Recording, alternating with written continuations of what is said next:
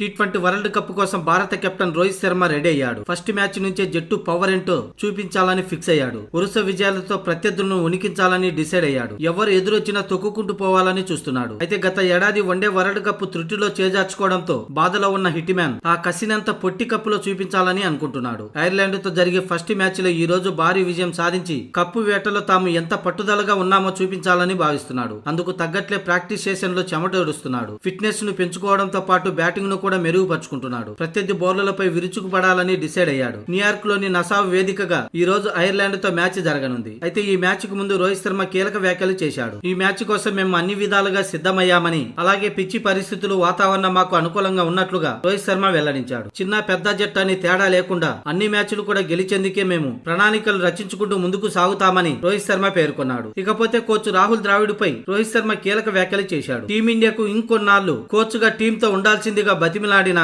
ద్రావిడ్ వినిపించుకోవడం లేదని hit man అన్నాడు. రాహుల్ ద్రావిడ్ తో నాకు మంచి రిలేషన్ ఉంది. అతడే నా ఫస్ట్ కెప్టెన్. అతడి సారథ్యంలో ఎన్నో మ్యాచ్ల్లో టీమిండియాకు ఆడా. నాకు మాత్రమే కాదు, జట్టులోని ఆటగాళ్లందరికీ ద్రావిడే బిగ్ రోల్ మోడల్. జట్టులో ఉండమని, కోచ్ గా ఇంకొన్నాళ్లు మమ్మల్ని నడిపించమని అతన్ని కోరా. టీం ను వీడొద్దు, కోచ్ గా కొనసాగమంటూ కన్విన్స్ చేశా. కానీ ద్రావిడ్ ఒప్పుకోవటం లేదు. అతడు టీమిండియాను వదిలి వెళ్లిపోతుంటే చూడడం నా వల్ల కావడం లేదని రోహిత్ శర్మ ఎమోషనల్ అయ్యాడు.